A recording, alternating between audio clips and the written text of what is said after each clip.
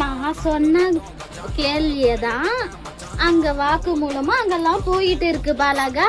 இப்பவா அம்மா தான் பதில் சொல்லறேன்.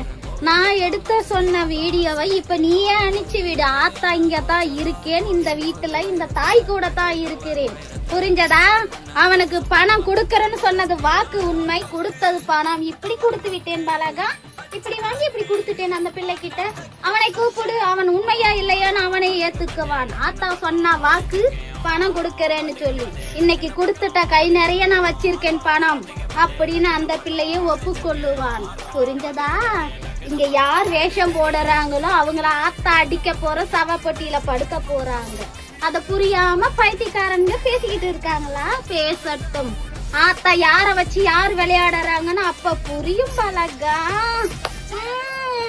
இவளை வச்சுதான் நான் தான் விளையாடிக்கிட்டு இருக்கேன். இவ என்ன வச்சு ஒண்ணு விளையாடல, புரிஞ்சதா?